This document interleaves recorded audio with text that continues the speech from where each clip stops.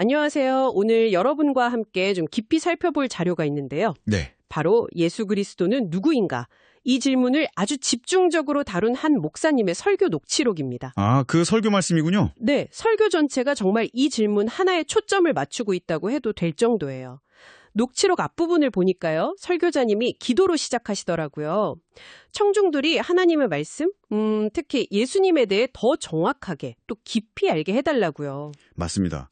기도가 인상적이었어요. 그래서 오늘 저희 목표는 이 설교가 제시하는 그 예수님의 정체성 있잖아요. 네네. 그리고 그분의 역할, 또 이게 듣는 우리에게 어떤 의미가 있다고 말하는지 이걸 좀 함께 면밀히 뜯어보는 겁니다. 네, 좋습니다.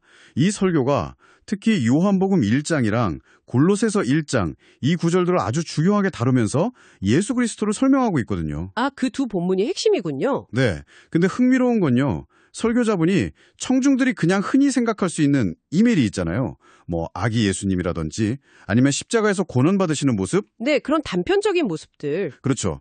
그런 생각에만 머물지 않도록 성경 본문 자체를 통해서 더 근본적이고 좀 더 넓은 이해로 나아가도록 이끌고 있다는 점이에요. 아, 그러니까 단순히 감성적인 느낌이나 그냥 익숙한 이야기가 아니라 성경 텍스트에 딱 기반해서 논증을 하려는 시도처럼 보이네요. 맞습니다. 논리적인 흐름이 있어요. 자, 그럼 이 설교가 대체 어떻게 예수님의 정체성을 하나하나 쌓아 올리는지 그 논리를 한번 따라가 보죠. 설교는 로마서 1장 2절에서 4절을 인용하면서 시작해요. 네, 바울 서신이죠. 네, 사도 바울이 정의하듯이 복음의 핵심은 바로 하나님의 아들, 즉 예수 그리스도다. 이걸 먼저 분명히 하고 넘어가더라고요. 복음이 곧 예수님이다. 그렇죠. 그리고 바로 이어서 청중들한테 질문을 던져요. 우리가 생각하는 예수는 누구냐? 혹시 마리아 품에 안긴 아기? 아니면 십자가에 달린 무력한 모습? 뭐 그냥 역사 속 위대한 사람 정도로만 생각하고 있진 않냐? 이렇게요. 시작부터 핵심 질문을 던지는 거죠. 예수는 누구인가 하고요. 청중들의 주의를 확 모으는 전략이에요. 확실히 집중하게 되네요. 네, 그냥 정보만 주는 게 아니라 청중 각자가 예수님에 대해 원래 갖고 있던 생각이나 이해를 한번 점검해보게 만들려는 의도가 보이는 거죠. 어쩌면 우리가 아는 게 다가 아닐 수 있다. 이런 암시를 주면서 시작하는 겁니다. 아, 그 질문에 답하기 위해서 설교자가 제일 먼저 주목하는 본문이 요한복음 1장 1절이더라고요. 네, 태초에 말씀이 계시니라. 맞아요. 이 말씀이 하나님과 함께 계셨으니 이 말씀은 곧 하나님이시니라. 여기서 설교자분은 태초라는 단어에 아주 특별한 의미를 부여하시던데요. 네, 그 부분이 중요하죠. 창세기 1장 1절에 나오는 태초는 히브리어로 베레시트잖아요. 네. 그건 이제 우주 만물이 시작된 시점, 시간과 공간의 시작을 말한다면 요한복음 1장 1절의 태초, 이건 헬라어로 아르케인데 이건 그보다 훨씬 이전, 모든 것이 있기 이전의 영원한 시작, 근원을 의미한다고 설명을 해요. 아, 그러니까 그냥 시작점이 아니라 모든 것의 근원으로서의 태초다. 이런 해석이군요. 그렇죠. 이 언어 분석을 통해서 말씀, 그러니까 헬라어 로고스로 표현된 예수 그리스도가 시간과 공간을 초월해서 영원 전부터 계셨다는 점을 강조하려는 의도입니다. 그 로고스라는 개념이 당시 헬라 철학에서도 중요하게 다뤘던 건데 요한은 그 로고스가 바로 예수 그리스도라고 딱 선언하면서 그 시대 사상이랑 기독교 신앙을 연결하면서도 또 그걸 뛰어넘는 주장을 하고 있는 거네요. 바로 그 점입니다. 로고스가 우주의 이성, 원리 이런 걸 의미하기도 했는데 요한은 그 추상적인 개념이 인격, 즉 예수 그리스도 안에서 육신이 되었다고 말하면서 어떻게 보면 철학적인 개념에 생명을 불어넣는 거죠. 와, 그렇군요. 그래서 설교자는 이 요한복음 1장의 여러 구절들, 1절에서 3절, 또 10절, 14절, 15절 이런 구절들을 통해서 예수님의 정체성에 대한 핵심적인 주장들을 하나씩 펼쳐나갑니다. 그 주장들 한번 따라가 볼까요? 첫 번째는 방금 말씀하신 것처럼 영원 전부터 말씀이 계셨고 그 말씀은 하나님과 함께 계셨고 본질적으로 하나님 자신이었다는 것. 네, 시간 밖에 계신 분이라는 거죠. 그리고 두 번째는 이 영원하신 말씀이 육신이 되어 우리 가운데 거하셨다. 요한복음 1장 14절이죠. 성육신. 성육신, 인커네이션, 네. 추상적인 개념이나 저 멀리 계신 하나님이 아니라 인간의 역사 속으로 직접 들어오신 분이 바로 예수 그리스도다. 이런 선언인 거죠. 이어서 세 번째는 그렇게 육신으로 오신 예수 그리스도가 바로 하나님의 아들이시라는 점을 강조하고요. 네, 단순한 비유가 아니라 본질적인 관계를 나타내는 표현이로요. 네. 네 번째 주장은 여기서 한 걸음 더 나아가던데요. 예수 그리스도는 그냥 위대한 인간이나 선지자가 아니라 영원 전부터 존재하신 하나님 자신이다. 그렇죠. 그걸 뒷받침하려고 세례 요한의 증언을 인용합니다. 요한복음 1장 15절에요. 아, 내 뒤에 오시는 이가 나보다 앞선 것은 나보다 먼저 계심이니라. 네, 세례 요한이 예수님보다 6개월 먼저 태어났지만 이 시간적인 순서를 뛰어넘는 예수님의 본질적인 선제성, 프리엑지스턴스를 증언했다는 해석이죠. 시간적으로는 나중에 오셨지만 존재론적으로는 훨씬 먼저 계셨다. 이런 의미로 이 구절을 사용하시는군요. 마지막 다섯 번째 주장은 뭔가요? 다섯 번째는 이렇게 육신을 입고 오신 예수 그리스도가 바로 온 우주 만물을 창조하신 창조주 하나님이시라는 겁니다. 창조주. 네, 요한복음 1장 3절 만물이 그로 말미암아 지은 바 되었으니 또 10절 세상은 그로 말미암아 지은 바 되었으되 세상이 그를 알지 못하였고 이런 구절들을 근거로 제시하면서 예수님을 피조물이 아니라 창조의 주체로 명확하게 딱 규정하는 거죠.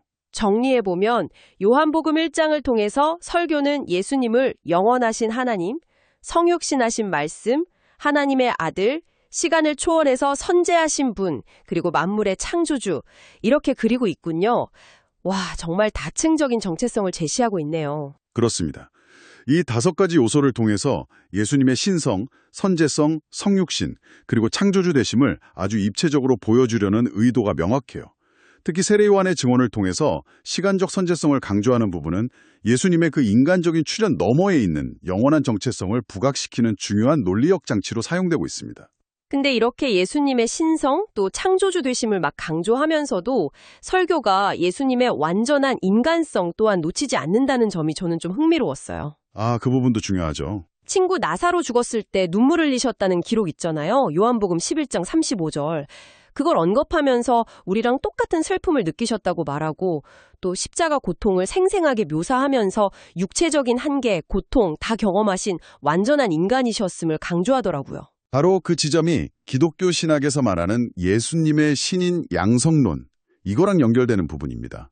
아, 신인 양성론. 네, 즉 예수님은 100% 완전한 하나님이시면서 동시에 100% 완전한 인간이셨다는 교리죠. 설교는 예수님이 죄는 없으셨지만 배고픔, 목마름, 피곤함, 슬픔, 고통 이런 인간적인 모든 걸 경험하셨다고 설명해요.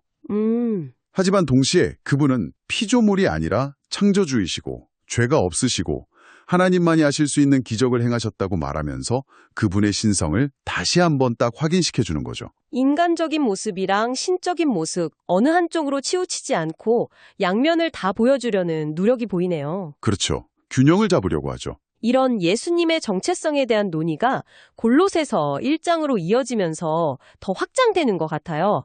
특히 15절에서 17절 말씀이 아주 중요하게 다뤄지죠. 네, 맞아요. 골로새서 1장 15절에서 17절은 바울 신학에서 예수님의 정체성을 정말 가장 장엄하게 표현한 구절 중 하나로 꼽힙니다. 정말 그런 것 같아요. 설교자는 이 구절을 통해서 여러 가지 중요한 점들을 강조하는데요. 첫째는 그는 보이지 아니하는 하나님의 형상이시오. 여기서 형상, 헬라어로 에이콘인데 이게 단순한 그림자가 아니라 보이지 않는 하나님의 본질을 완벽하게 드러내 보여주는 존재다. 이런 의미를 갖습니다. 보이지 않는 하나님을 볼 수 있게 하는 분이 바로 예수님이다. 그런 거군요. 그렇죠. 두 번째는 모든 피조물보다 먼저 나신 이신이 프로토토코스 파섹스티세우스라는 표현이에요. 이 먼저 나신이 firstborn이라는 표현은 단순히 시간적으로 첫 번째로 창조되었다. 이런 의미가 아니에요. 아, 그런 뜻이 아니군요. 네. 오히려 모든 피조물에 대한 예수님이 주권, 으뜸되심, 상속자로서의 탁월한 지위를 의미하는 걸로 해석하는 게 일반적이고 설교자도 그런 맥락에서 설명합니다. 모든 창조물 위에 군림하시는 분이라는 뜻이죠. 아, 그러니까 마다들이 상속권을 갖듯이 모든 창조 세계에 대한 주권을 가지신 분이라는 의미로군요. 이게 순서의 문제가 아니라 지위의 문제다. 이 설명이 중요해 보이네요. 정확합니다. 그리고 셋째가 정말 중요한데요. 만물이 그에게서 창조되되 만물이 다 그로 말미암고 그를 위하여 창조되었고라는 부분이에요. 네. 여기서 세 가지 전치사 엔 아우토, 그 안에서 디 아우토, 그를 통하여, 에이스 아우톤, 그를 위하여.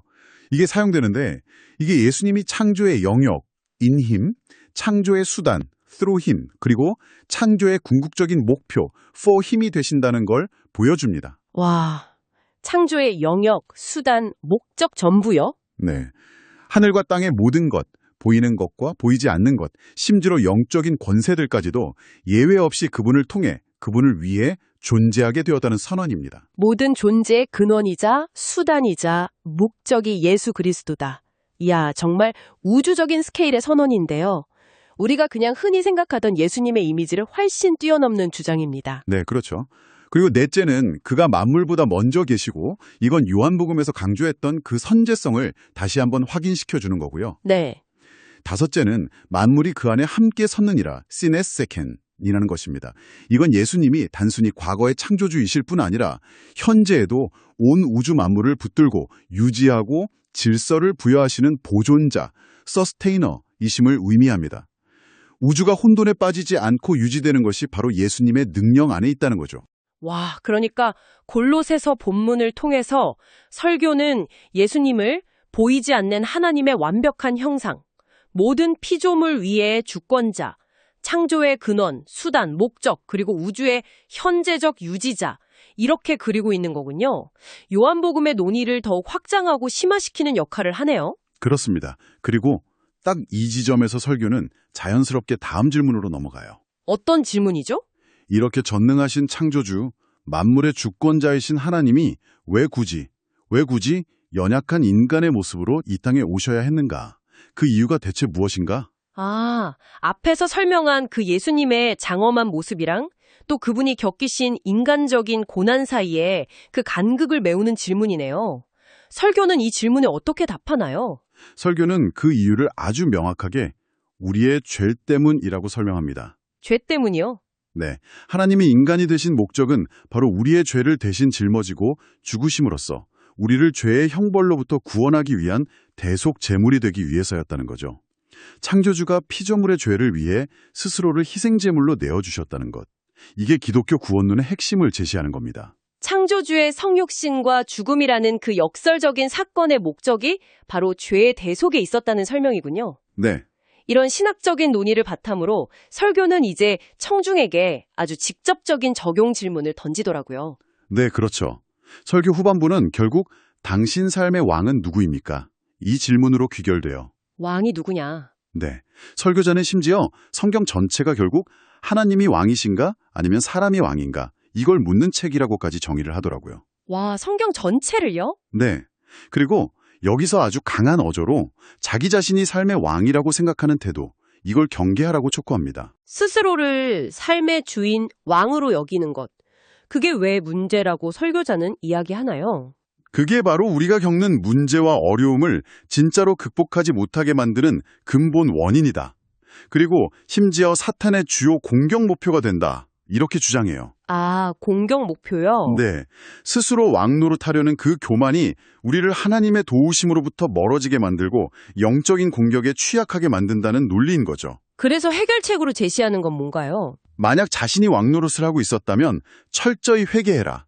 그리고 이제부터는 오직 예수 그리스도만이 자신의 삶의 유일한 왕이심을 인정하고 고백해라. 이렇게 촉구합니다. 회개하고 예수님을 왕으로 인정하라. 네, 예수님을 믿음으로 구원받은 사람은 이미 그분의 소유가 되었으니까 삶의 주권을 마땅히 그분께 돌려드려야 한다. 이런 거죠. 예수님을 그냥 구원자나 과거의 인물로만 여기는 걸 넘어서 지금 나의 삶을 실제로 다스리시는 왕으로 인정하는 것. 이게 핵심이라는 거군요. 그렇습니다.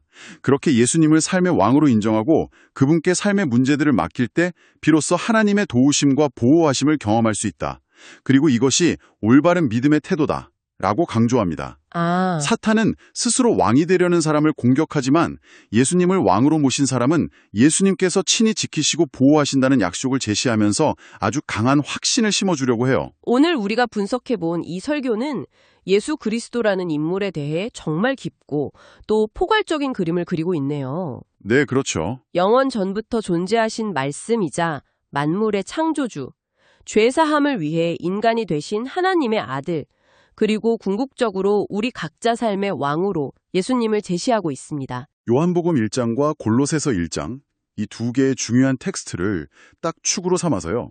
예수님의 신성과 인성, 선제성과 창조사역, 그리고 구속사역과 왕되심을 아주 유기적으로 연결하려는 시도가 돋보입니다. 네, 연결이 잘 되는 것 같아요. 그리고 이 모든 신학적인 논의를 최종적으로는 누구를 당신의 왕으로 삼을 것인가?